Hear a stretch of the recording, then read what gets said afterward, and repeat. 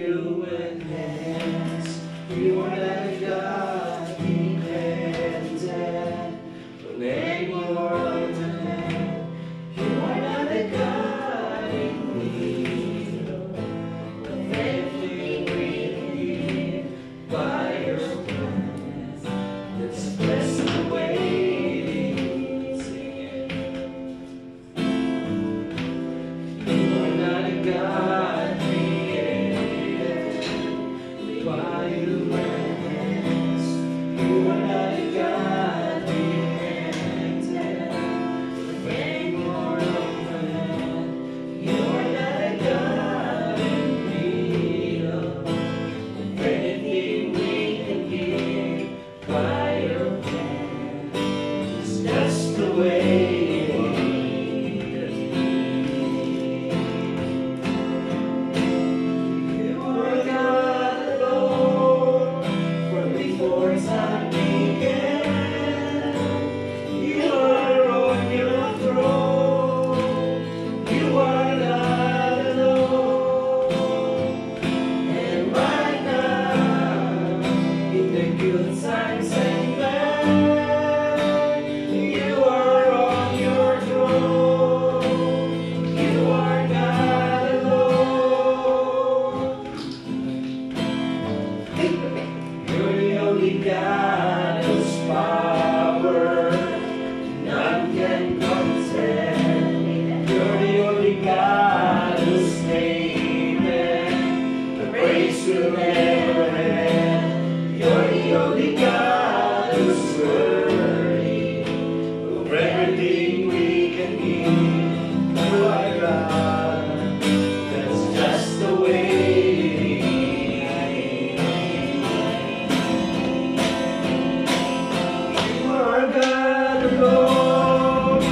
Before time began, you were on your throne. You are God alone. And right now, in the good times and bad, you are on your throne. You are God alone. You're unchangeable. Unshakable, you're unstoppable, that's what you are. You're unchangeable, you're unshakable, unstoppable, that's what you are. You are God alone, from the doors that began.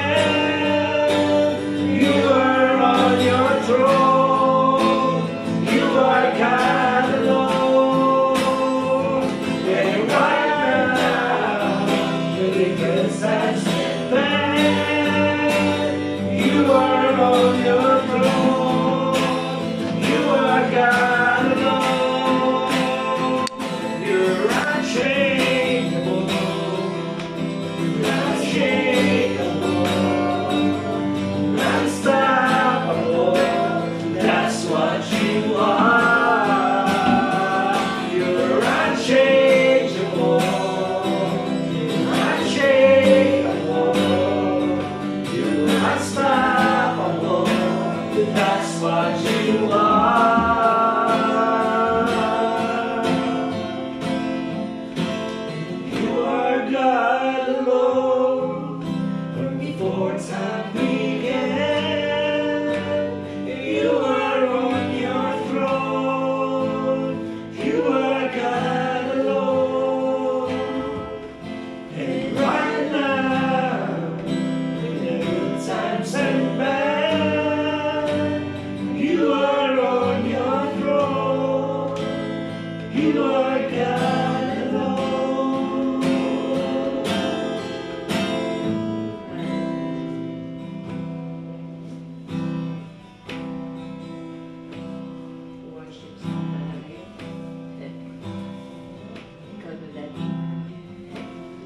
Yes, let us pray. Hallelujah. Lord, thank you so much, Father God, for the wonderful night, Lord. Hindi nyo bawat awitin po namin. It is really honoring and exalting your name, so Lord God. Because you deserve the honor, you deserve the worship, you deserve the praise from your people. Kaya naman sa gabi ito, Panginoon, muli, we gather in the name of the Lord Jesus Christ in order, Panginoon, to be a part again ng pilang magiging prayer intercessors, so Lord God. There's a lot of prayer requests and petitions, Panginoon, na isinulat ng aming kapatid, na maaaring isinare doon sa mga online po namin, sa mga chatroom po namin, that immediately they need an answer, O Lord God. We believe, Panginoon, that being called to become a prayer warrior, O Lord God, and yung iyong pong pandinig sa bawat isa po sa amin. We believe, O Lord, that if there are 2 or 3 gather in your names, na sa kalagitan ka po namin, O Lord God. As we continue sa amin po mga gagawin sa iyo, Lord, we ask for your forgiveness, O Lord.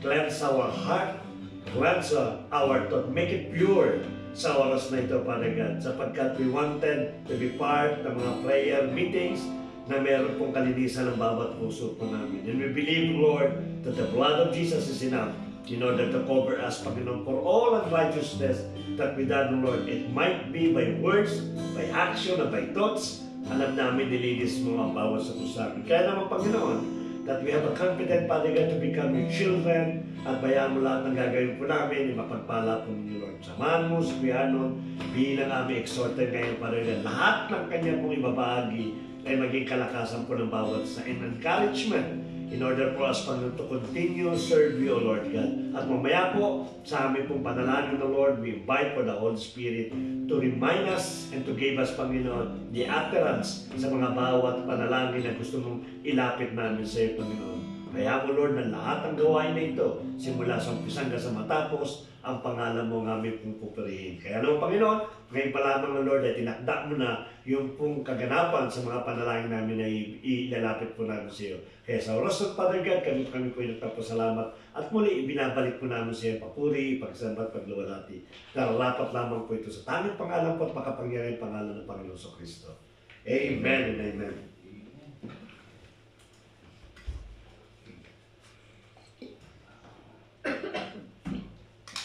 Yung the verse or the conclusion.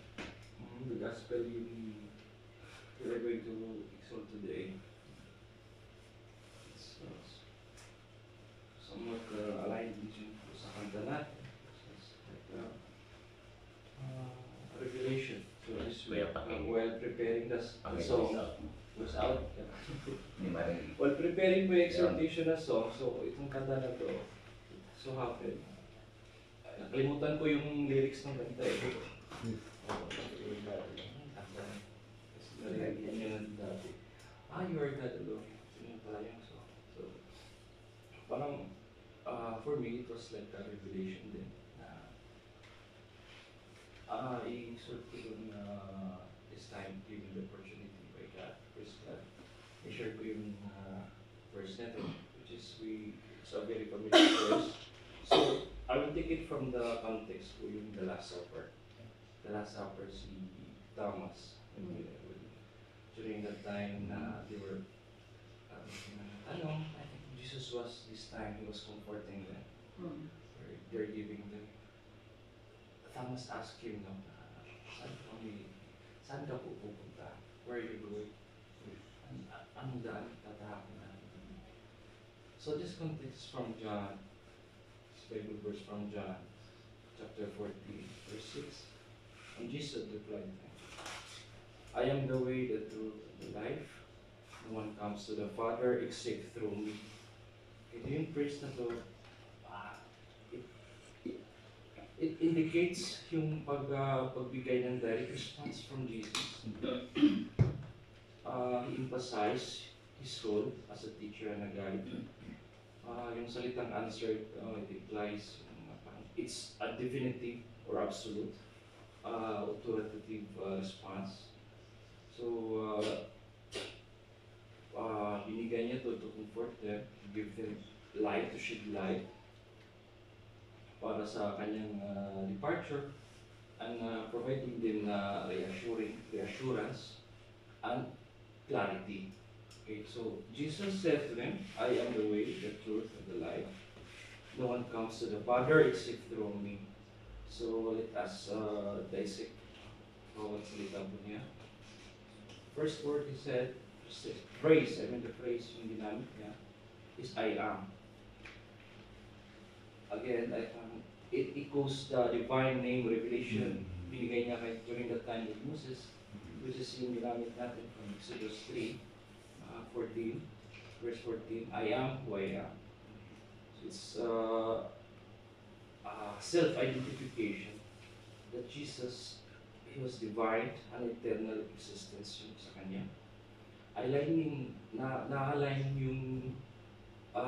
Himself to the Father, to God the Father, para siyang sa declaration sa anong being nature niya bilang He's a divine Son of God.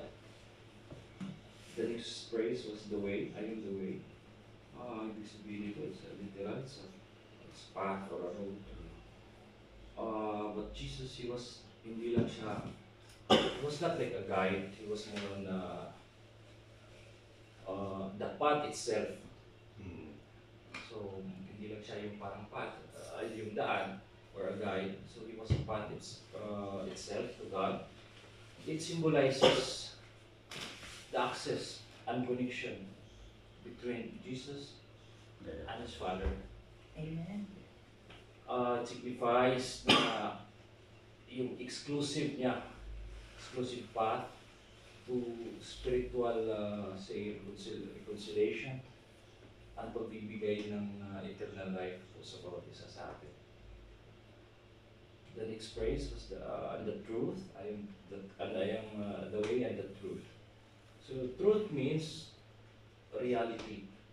Sabihin, reality, certainty, and nandun din po yung faithfulness. Jesus said to this, I am the truth, it embodies the ultimate truth of God's revelation. Yung pag-fulfill po niya sa promises and prophecies sa Old Testament. This is the ultimate revelation po ng God.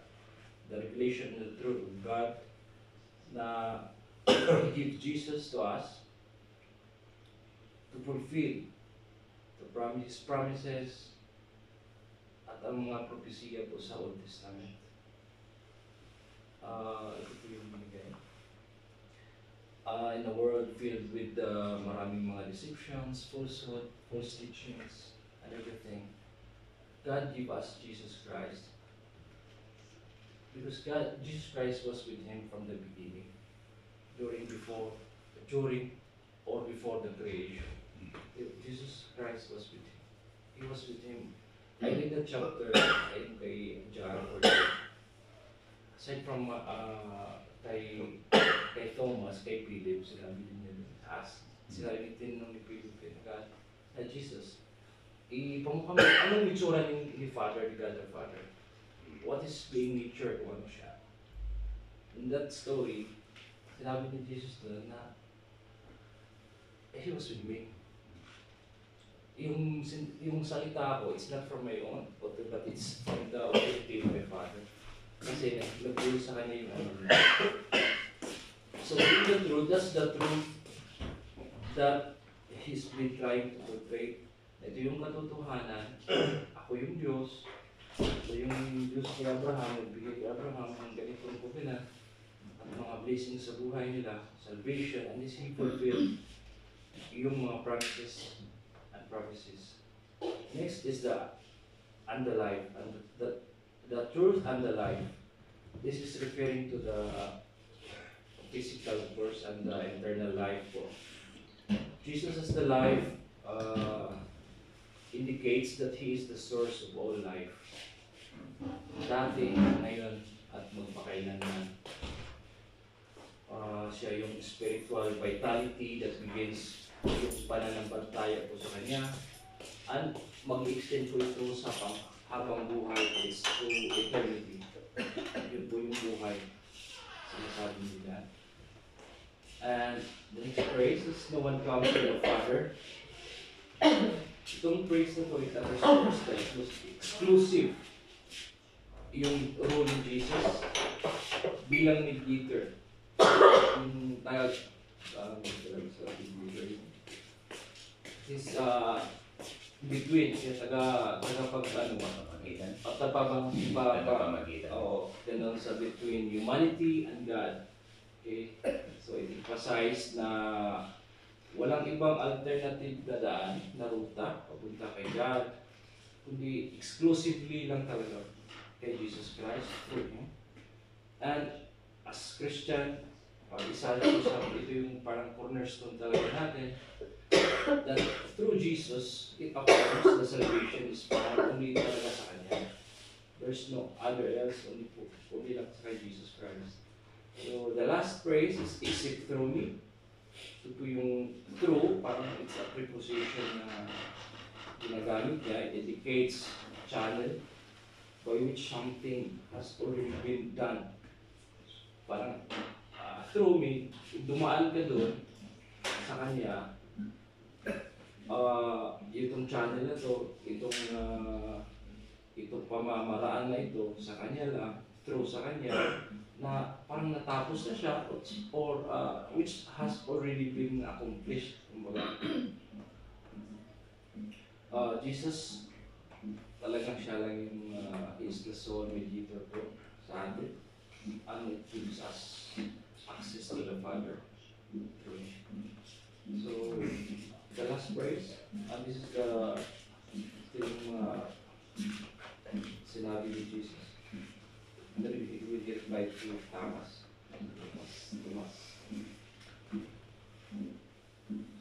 When we accepted Jesus Christ as our Savior in our life, we were given talaga yung freedom to communicate with God at any given time.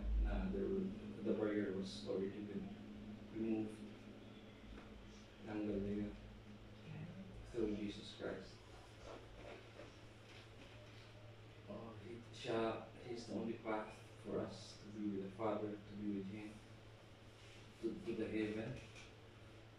The only true measure of righteousness is the source for physical and spiritual life.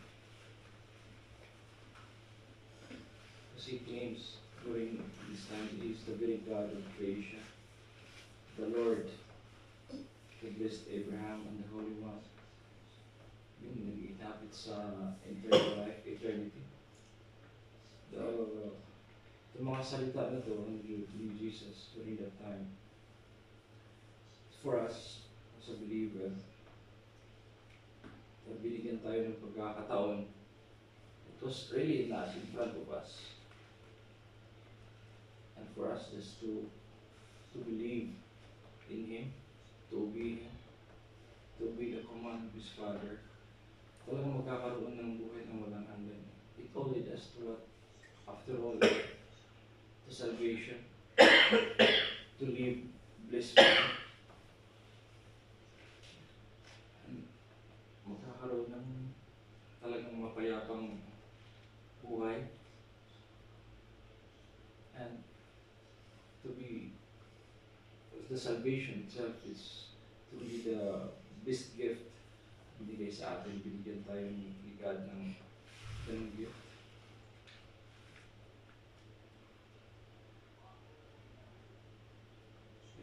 He is the truth. Sinabi niya lahat yun.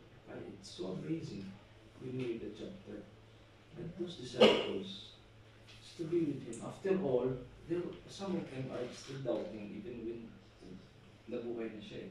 They were still doubting in doubt. Some of them are in doubt na nabuhay na siya. But Jesus told them na kung yung nakikita sa akin, ganun din yung ama ko eh. Ano yung sinasalita ko sa inyo? Anong mga ginagawa? It's not me, it's not my authority. It's my Father who dwells in me. Ganun yung pagkakasabi niya. So kung ano mang lahat ng when we obey Him, ano yung mga turo ni Jesus Christ. Because He dwelt among us, naging tao siya. He was with us. At binigay niya yung buhay niya. He was truly yung power niya is no one can comprehend it. But still, sinunod niya yung will ng Father niya. To save us, to give us the salvation, to remove that barrier, bibigyan tayo ng pag-asa sa buhay. And sa prayer, John 14, verse 13 to 14, and whatever you ask in my name, that I will do. He promised this one. That the Father may be glorified in the Son. If you ask anything in my name, I will do it. So, lahat ng pagdadasal, prayers, thanksgiving, intercessions, lahat yun, it is through Jesus Christ, bringing His name. Because lahat ng mga bagay nito, dapat ipapaabot sa Kanya. Kasi siya ang papaabot sa Ama niya, ni God the Father. Not in anyone. Hindi sa lahat na, especially dun sa mga ginagawang God ng mga tao. They're creating God out of images, revolts, mga revolto, or even ni Mama Mel sa his traditions when I accepted Jesus Christ to become a born again Christian. It's all in the Bible. Everything here is clear in the Bible. This verse is very clear. Maliwanag pa sa sikat ng araw ng verse na ito. Na walang ibang makakadaan papunta dun sa tayo, kundi sa akin. Then why you are some, maybe because of traditions, maybe because of cultures. That's why tayo na bilang Kristiyano, really, it's part of to spread the gospel. Kasi maliwanag dito eh. Whatever you ask in my name, that I will do. That the Father may be glorified in the Son. If you ask anything in my name, I will do it. Kaya lahat ng panalangin natin, ginagamitan natin in Jesus' name. We ask this one. We ask this prayer in Jesus' name. Kasi siya lang talaga yung one God na walang ibang nagbibigay ng medyo at tagapaggitna sa between us and God only Him. Hindi po si Mama Mary. Kasi I was a victim even myself during Catholic, being Catholic kasi nagdarasal ng Mama Mary, please pray for us. Rosary, yes. But upon hearing na maliwanag ito eh, you are enlightened by this words by Jesus Christ Himself. At even si Apostle Paul, sinabi niya na brethren, pray for us. Ibig sabihin, yung mga kapatid natin sa pananampalataya, doon tayo maghingi ng support sa prayers. For those people who are alive, hindi po yung mga wala na po dito sa mundo. So it's very clear there. At sinabi din sa 1 Timothy chapter 2 verse 5, for there is one God and one mediator between God and men. The man is Christ Jesus. So it's very clear. Marami pa pong mga verses dito sa Bible na masasabi natin na talagang it's truth na nandyan sinabi. And these people, they are witness sa sinabi ni Jesus Christ na walang iba para papunta dun sa Father natin, kahit ba yung salvation natin, but also yung pagdadasal po natin. Pag hinihingi natin sa pangalan ni Jesus, hindi kasi kahit kanino man, siya mismo nagsabi na ibibigay niya. If you will ask anything in my name, I will do it. So this promise, every day, every prayers, every intercessions, yung pinagagawa natin, deliverance, we are truly using His name. Because He is our channel po, papunta din sa Diyos Ama. And lastly, we were told not to worship any gods or involved in sa mga images. Di ba, wala tayong mga being Christians. Or naging Christians, hindi tayo tinuro na magsamba tayo kahit kanino man. Kahit sa tao, o bukay sa tao, we were not taught to worship, but we only taught na mag-worship na talaga. There's a Bible verse from John 4:24, verse 24. It says, God is spirit, and those who worship Him must worship in spirit and truth. So, napakasimple lang yung binanggit dito. Worship in spirit and in truth. Walang ibang additional na requirements para mag-worship kay God. Walang ibang binigay na ganito. It's just to worship in spirit and in truth. But, hindi yung sa mga bagay na ginawa lang po ng tao.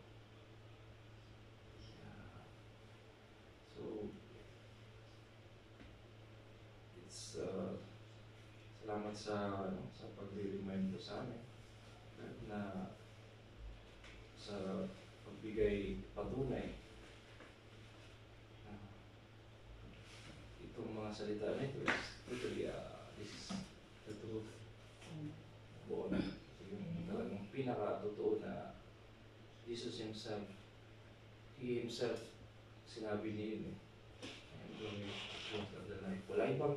Walang ibang makakarating doon, hindi dadaan sa akin. So, very powerful and anong message kay God from Jesus Christ.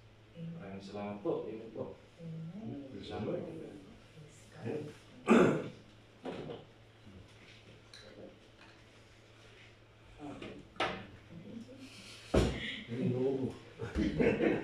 Nagtitipid ako ng daldal.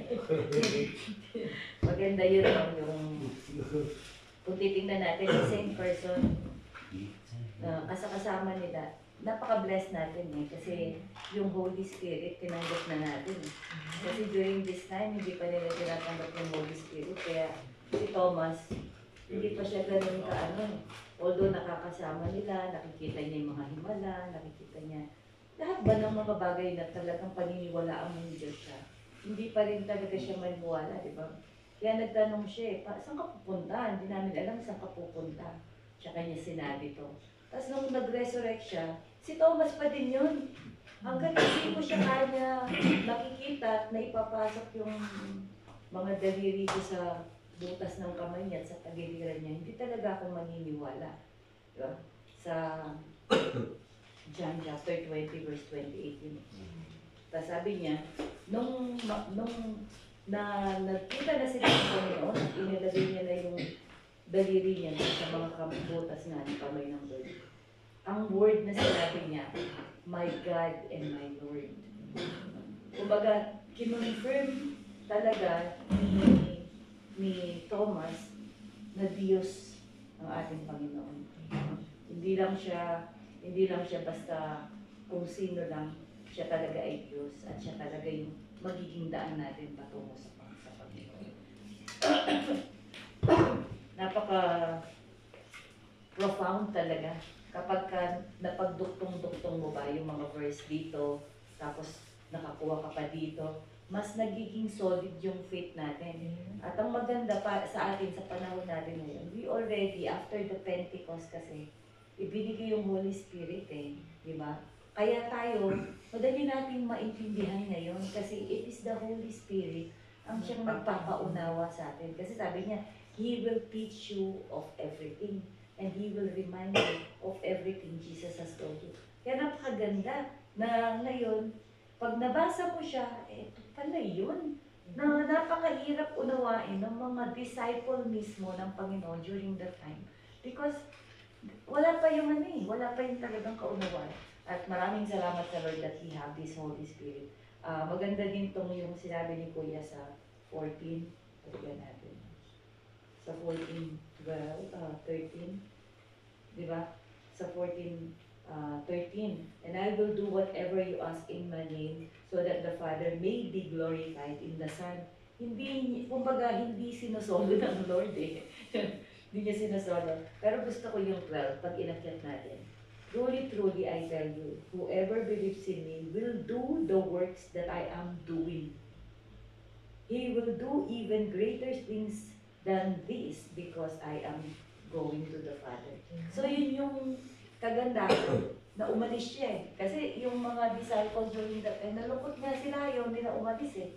Pero hindi nila nakita kasi yung benefit na kapag umalis siya. Kasi pag umalis siya, may babalik. Yun yung Holy Spirit. At dito mangyayari, you will do greater things than I do. Kaya tingnan yun, yung nagagawa ng Panginoon noon, nagagawa natin ngayon. We can cast out evil spirits. We can lay hands on the sick. True, sa pangalan ng ating Panginoon Jesucristo, because we already had the Holy Spirit. Napakaganda. Kung nung panahon na yun, siguro malulungkot din tayo kasi mawawala eh. Para kunyari, may the Lord not forbid, no? Yung wag muna. Pag sinabi ng Lord, si Pastor Bernard, si Pastor Aileen, uli na ng Pilipinas. Malulungkot tayo, di ba? Kasi, alam natin, sila yung parang, kumbaga, pillar, di ba, ng iglesia.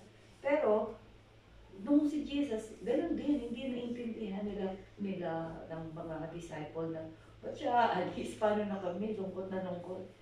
So yun pala yun, sabi niya, it is for your benefit na ako'y aalis. Dahil ibibigay niya nga yung Holy Spirit. Tsaka mangyayari itong bagay dito, no?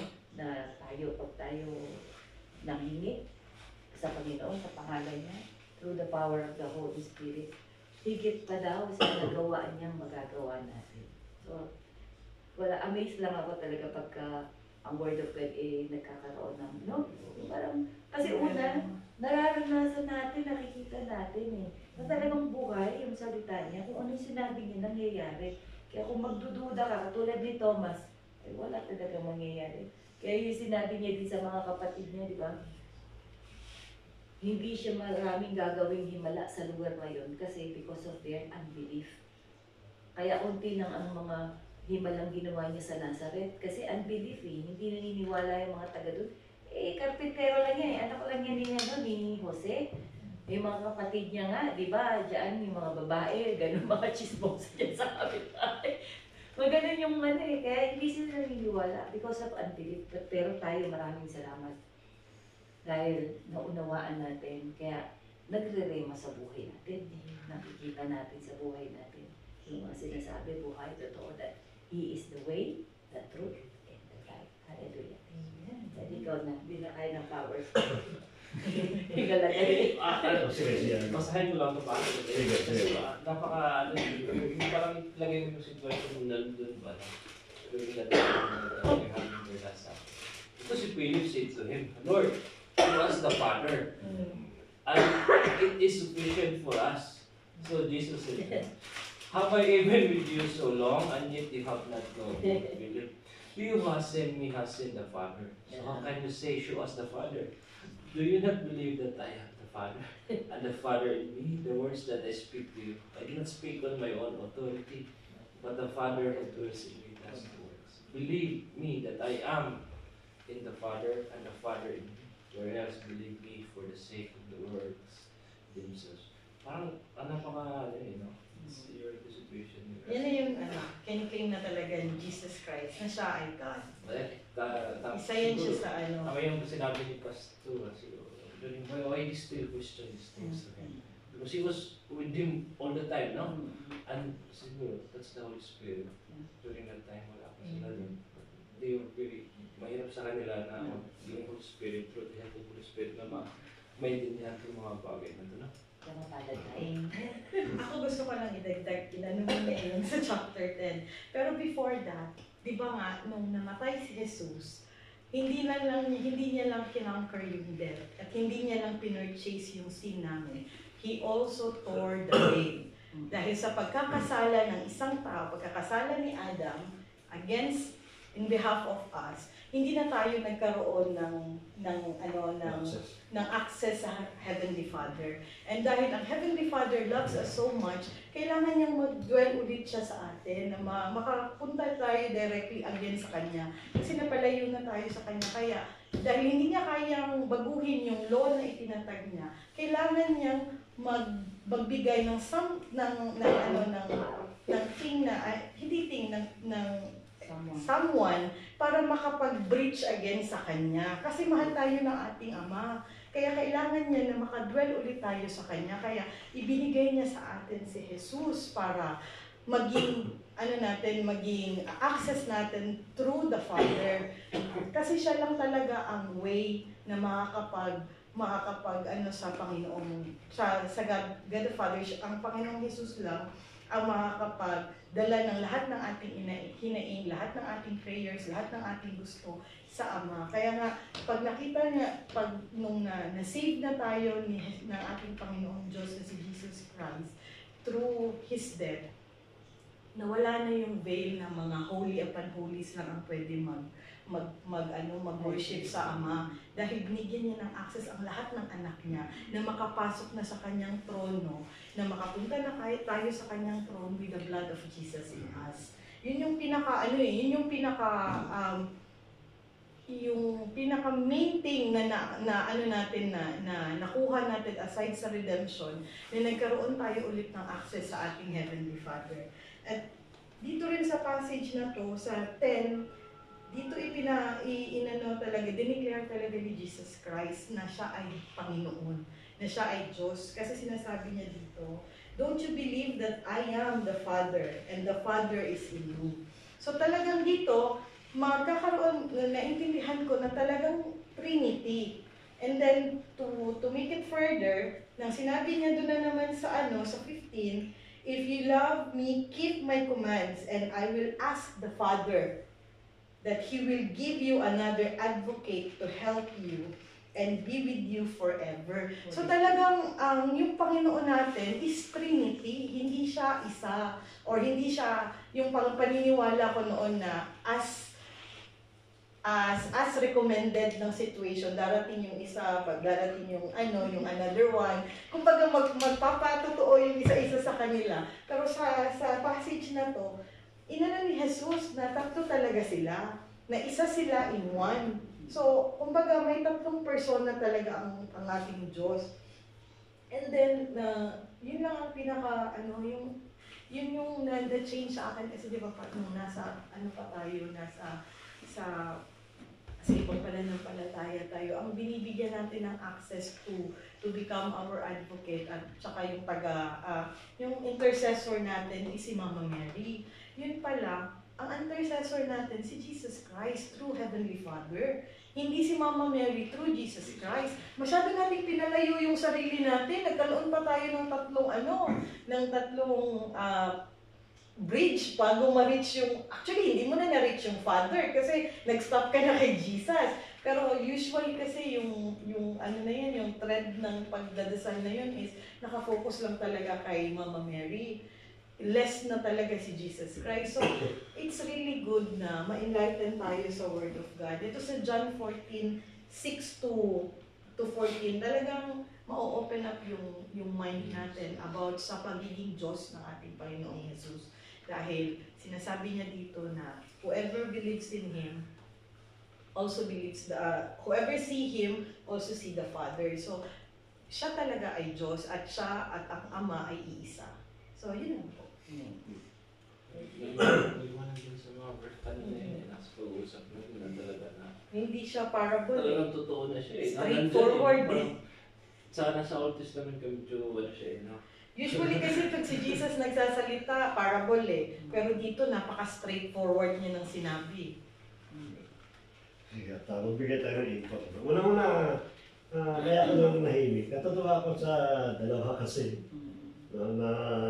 The way na mag-exhort, naalala ko nung una, para pag mag-exhort ka, parang wala. May mga cross-reference na sila na ginagamit. Jump tayo sa ganito. Which sabi ko, natututo na si Kuya kasi ate Ron. Talagang inaalay na yung mga verse, sinusuportan na ng panibagong verse, yung inakanay na exhort. I hope na later on, hindi lang exhortation, kundi dumating sa punto na preaching or kaya study, Bible study, yung pinaka-akin.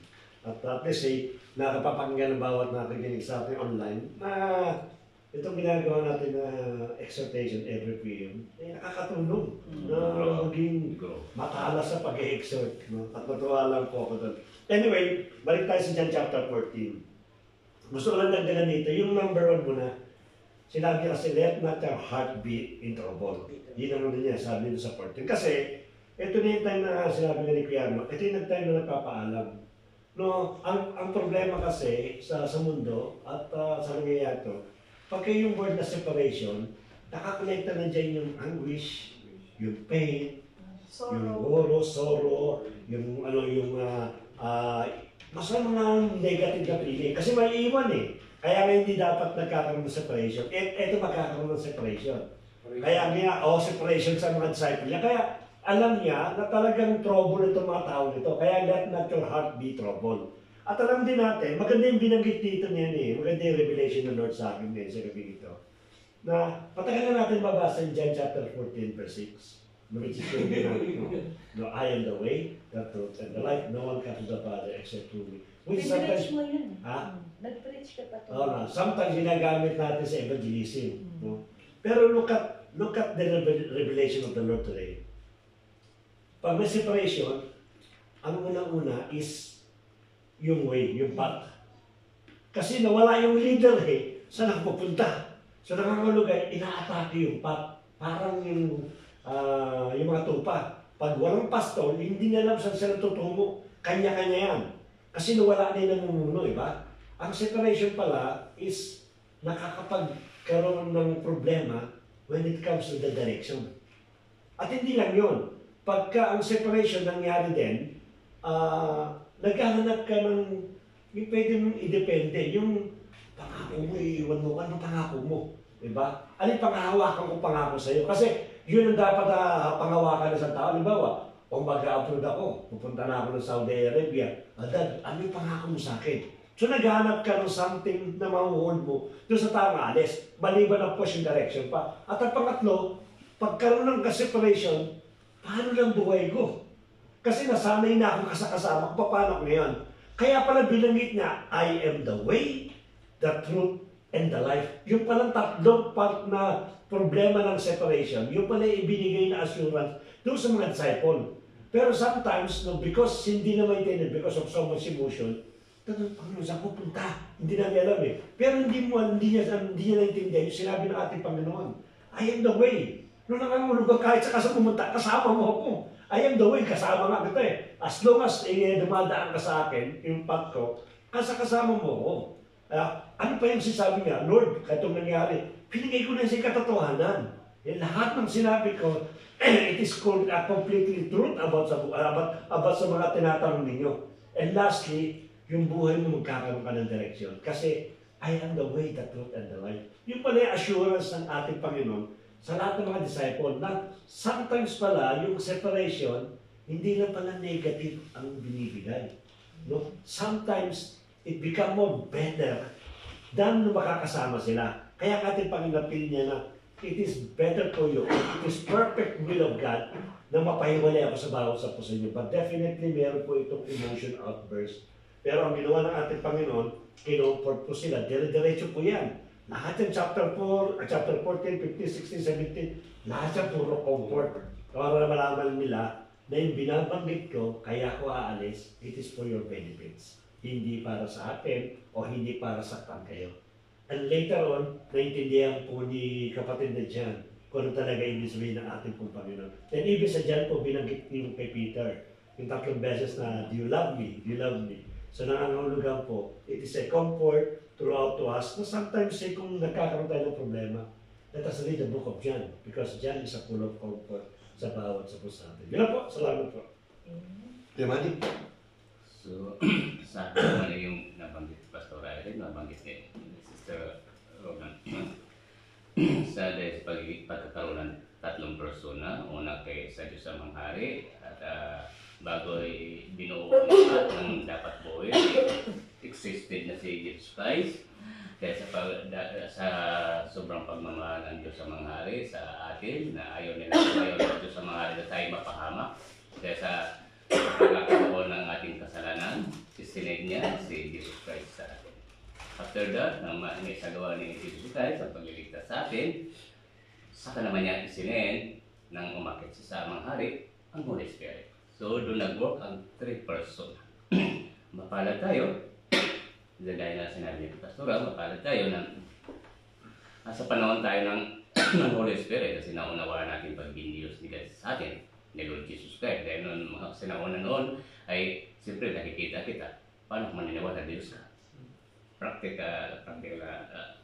So, sa atin, mas madali na naiintindihan kasi may Holy Bible, nababasa natin yung mensahe ni God, naunawaan natin na naisisin tayo kung halimbawa tutuhanan tayo na nagbabasa ng Holy Bible, ginagay tayo ng Holy Spirit. Dahil may isinin sa atin sila ng Holy Spirit sa atin, bawat isa sa atin. Yun lang nga kung i-work out natin yung Holy Spirit sa atin.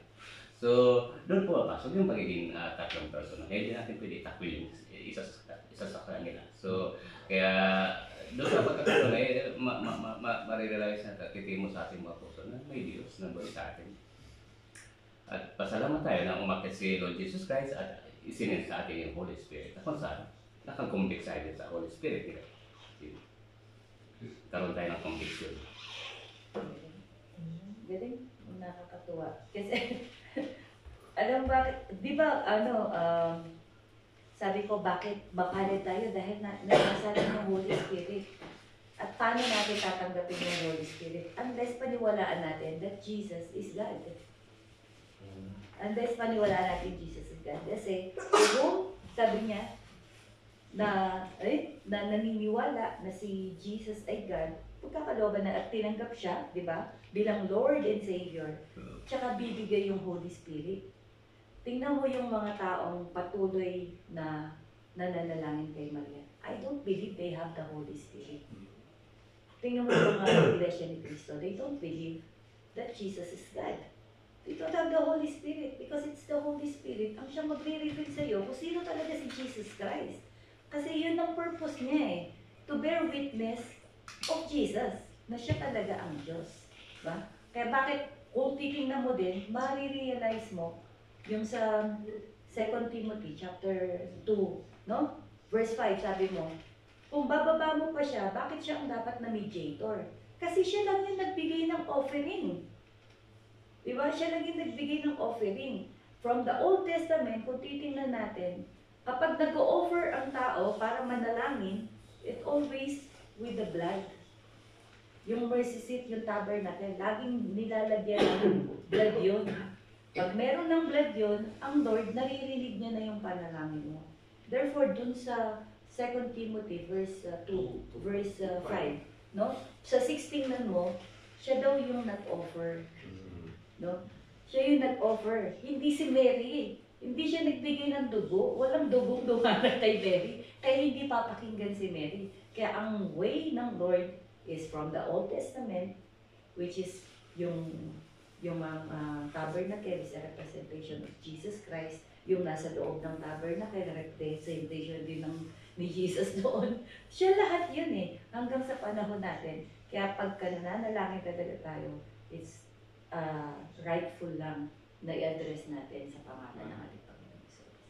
Para siguradong magkaroon matuparan yung panalangin. Glory to God. Ganda yung, I think na blood niyo yun eh. Talking about sa accepting yung pagbigay ng, yung binigyan tayo ng Holy Spirit na believers. Kaya siya papasok yung mensahe ni God na magagawa ng tao ang nagawa niya. So, kaya nakakapagpalis ng Holy Spirit. So, ibig sabihin, nandoon na sa atin yung Holy Spirit niya. Patunay lang na nasa atin na yung Holy Spirit. Yung Holy Spirit naman, base dun sa, naano ko yun kasi yung namin yun, kasi dito nakakari mo siya. Mas nandiyan na sa yung Holy Spirit. Naano ko rin doon, nasa iyo na yun, para siyang para siyang, kumbaga, God. counterpart mo siya. God. Kailangan parang alaga mo siya.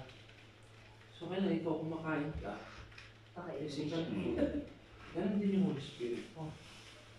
spiritual. Sinabi ni Pastor, you feed him with what? You feed him sa Kaya dyan papasok nga yung mag-fasting. para lalakas yung spirito niya, yung spirit niya. Gagabayan ka niya. Kasi without him, hindi mo. Wala kang magandang landas. Kaya dyan papasok yung prayer and fasting. Pag nagdadasal, Pinalulusog mo yung katawan lupa mo, pinalusog mo yung spiritual mo, nagkakaroon kayo ng connection ng Holy Spirit. Sa pamamagitan ng prayer. Hindi lang pagpapasting. Magkakumbay yun, magkasama yun. Basta, kaya di ba, ang reason kaya tayo kung gusto talaga nating marinig yung ating pananampalataya, kaya nagpa-fasting, is to, ang flesh, i-weaken ang flesh. Kumbaga, kasi yun yung nagbibigay ng, ng mga bad thoughts sa atin, yung katawang lupa. So, spiritually, yung soul natin nagdudwell sa Holy Spirit, nagiging spiritual tayo when we fast. Kasi doon mas nakaka-penetrate ang Holy Spirit sa atin. Kasi siya yung binigay sa atin na advocate ng Panginoon. Siya yung pangatlong persona na ibinigay sa atin when Jesus left. Kasi, di ba si Jesus yung ating what you call this, bridge kay Heavenly, ang ating bridge kay Heavenly Father. So ngayon, nang umalis siya, ibinigay niya naman yung Holy Spirit na magdudwell sa atin forever pag tinanggap natin si Lord Jesus Christ as our Lord God and Savior. Kasi 'di ba nung panahon ng mga high priest, they 'di ba, the wages of sin is death. So every time na lalapit sila sa Heavenly Father, papatay talaga sila na blameless, walang blame, walang na hayop. Blameless, yung walang kapintasan na hayop. Kasi yun yung requirements ng Ama. So si Jesus talaga yung perfect lamb. Kasi from the very beginning, blameless, sinless, walang kasalanan, and na ipinanganak siya through unseen na delivery from a virgin woman. So wala talaga siyang kasalanan at siya talaga yung perfect lamb. Kasi siguro napagod na sa Heavenly Father, nakakatanggap ng mga walang kwentang mga tupa, kung ano-ano pa, na temporary lang na makakapunta sa kanya at hindi niya maririnig lahat ng hinaing natin kasi black pa rin. But when Lord Jesus Christ died, talagang pinunit ng Ama ang veil through the death of our Jesus Christ. Yun yung talagang essence ng kanyang pagkamatay. At hindi pa naging, tapos dinobol dinagdagan niya pa talaga yung kanyang after siya namatay, dinobol niya pa, nag-resurrect. Kaya yung tayo as Christian, hindi talaga futile yung ating faith kasi may proof na buhay ang ating Panginoon. Hindi tayo sumasamba sa patay, hindi tayo sumasamba sa prophets dahil ang ating Diyos ay buhay at babalik. Meron pa talaga siyang promise na babalik. So talagang, kumbaga concrete na masyado yung dapat nating panghawakan sa Kanya. Kasi binigay niya yung Holy Spirit, ipinahayag niya sa atin na siya ay Diyos. Tapos, babalik pa siya to judge the living and the dead. And then, bibigyan niya pa tayo na aside sa eternal life na ibinigay niya nang namatay siya, bibigyan niya pa tayo ng yung dwelling with Him na eternal life din, na walang kasalanan after revelation. So, talagang yung promises niya continuous, walang patid. Yun yung amaze doon sa Word of God pag naintindihan lang talaga natin. Magandang maintindihan kasi pag naintindihan mo, may purpose yung paglilingkod mo, di ba? Hindi kayong mapapagod. Kasi kung hindi mo naintindihan, para ka sumusuntok sa buwan, sabi nga nila, di ba? Yung pupunta ka, uuwi ka, wala yung inner joy mo. Pero dahil alam mo, naintindihan mo, ito yung ginagawa ko kasi ito yung blessed hope na meron ako. Pinahiniwalaan mo. Diyan napapasok yung may conviction, Holy Spirit conviction ka na sa iyong puso. Okay. Natin yung prayer request. Kaya tama mag-nilay-nilay talaga sa Word of God. At mo talaga siya. meditate. Kasi kung binasa mo lang, hindi siya magre-rema. Yung ano na siya, passing knowledge, pero hindi mo naintindihan. Kasi lahat, hindi pala ang Word of God is hindi para sa lahat. Kaya nga parables eh. Doon lang sa nakaka-intindi. At i-enlighten ka ng Holy Spirit para para maintindihan mo yung Word. Kasi di ba kaya ganun ang pagkasalita ni may passage sa Bible na hindi niya hindi nakasulat ang Bible not for everyone to understand. At siguro para hindi maintindihan ng devil. Kasi the thoughts of the devil is kung ano lang daw yung binubukan ng ating bibig, yun lang ang kaya nilang maintindihan sa atin. Pero kung ano yung thoughts natin, hindi nila alam. So kung nagbabasa tayo ng Bible at hindi natin siya claim or whatsoever, walang alam ang devil. So yung mga hindi nakakaintindi ng hindi yan, devil yan. Oo, clouded pa sila ng devil. Hindi, naiintindihan. Alam ni devil yun. Alam niya, kaya nga nung nag-mention si Jesus na ganito, sarado bibig niya eh. Kasi alam niya yung kapangyarihan ng salita ng Diyos. Ang ginagawa niya ngayon, tinutwist niya yung word ng Lord. Para tayo naman, yung confused, no? Kaya, ma-confuse tayo, mag-doubt tayo sa sinasabi ng Lord. Yun yung ginawa niya sa Eden eh. Totoo nga ba? Diba? Nilalagyan ka niya ng doubt. Scorn yun eh. Yung ano niya, doon lang magaling. Doon lang magaling. Alam niya ang salita. Ibig sabihin, nakatuloy sa mensahe niya. Hanggang revelation niya. Di ba nga yung sabi ni Pastor Bernard na passage na even the devil Hindi ko na nababasa. command when God Kaya pag nagbabasa tayo ng Holy Bible, mag-pray muna tayo para pangunahan tayo ng Holy Spirit. Ako yung mami. Kasi kung nagbabasa ka, alam ni salita niya yung no? Kaya nga. Kaya tingnan mo, pag magbabasa ka, aantukin ka, masakit dyan mo, nakakait ka, di mo maintindihan. Kaya kailangan talaga yung interaction. Huwag kang magsolo-solo, magiging kulto ka. Kasi gagal-galan ka ni Satan. Katulad na nangyari kay Muhammad. sa kuweba. Di mo alam kung sino siya encounter niya. Hindi.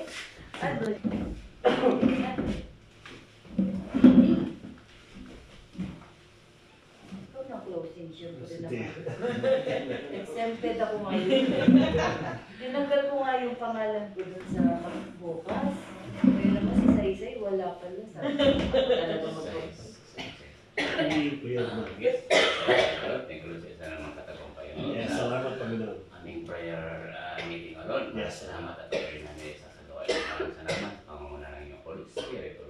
Hindi namin magagawa kung wala ang Holy Spirit sa amin. Hindi makuha ang Holy Spirit sa amin. Lord, maraming salamat sa pagsising ng Holy Spirit sa bawat sa amin. Maraming salamat din sa mensahe pinarating niyo po sa amin sa pamamagitan ng Kuya Jesus. Maraming salamat din sa pagkakaroon ng grow up ng bawat isa sa amin. Lord, papatuloy po namin sa inyo. Pinakamahalaga, Lord, hindi kami maging pista ng tulong sa inyo, Lord Jesus. Yes, Hindi namin mapasa amin ang mabigat yung kaparusahan po sa amin, Lord Jesus. Lord, salamat, Lord. Sa isa naman katagumpayan sa mga prayer request po na inilapit namin sa inyo, Lord. Sabi nga po, Lord, hindi po namin pinapanggit. Ito'y pinupay niyo na pagkat at sinabi niyo po sa amin. Sa kailangan namin ito po sa rin na marinig po ninyo at ito mabigyan na inyong katubunan, Lord. Yes. Maraming salamat, Lord, sa yung hindi pa namin nabanggit mga prayer request. Alam niyo na po ito kung ano mga prayer request niyo, Lord. Ito'y magkakaroon ng katubunan, Lord Jesus, kay sa pamamagitan ng iyong Holy Spirit. Lord, maraming salamat din, Lord. Naway, Lord, ang bawat isa sa amin, nagbibigay ng prayer request ay sila din po personal makipag-usap po dito sa inyo. Dahil dito papasok po ang pagkakaroon ng personal relationship po ng bawat isa po sa amin, Lord Jesus, sa inyo, Lord Jesus, sa pamamagitan ng natuloy magkaroon ng katuparan ang anumang kahilingan ito sa pang-araw-araw na ng aming buhay, Lord. Salamat po. Lord, maraming salamat, Lord, sa aming pagsasaluhan, Lord. Patuloy yung malinisin ito, Yes, Lord, maging kalakas na aming pangarawan, Lord, sa patuloy pagkaya po namin sa mga blessing na binabahagi niyo po sa amin, sa babahagi niyo po, Lord, bali sa aming buong pamilya, Lord. Lord, maraming salamat at Kayo naman ay pinangunahin na naman po kami. At salamat at pinananatili niyo po sa amin ang joy. Ay makalaga po sa amin, magkaroon kami ng joy po sa pamagitan po ninyo at sa joy na nagagawa ng makamundong bagay na kapalilo sa amin at sa inyo. Maraming salamat at ito po sa amon namin dalangin pa sa salang pagkakila po sa inyong pagsamba. Sa pangalan po ng iyong mahal na bugtong na anak, Jesus Christ, mag-isa walang pagkakalabi po. Paggabi po ng iyong banal ng iyong Holy Spirit sa bawat isa sa amin sa po ng iyong pamilya. O Diyos ang manghali. Amen. Amen.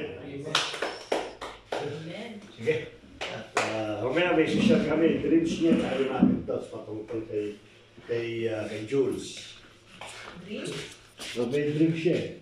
Ako na may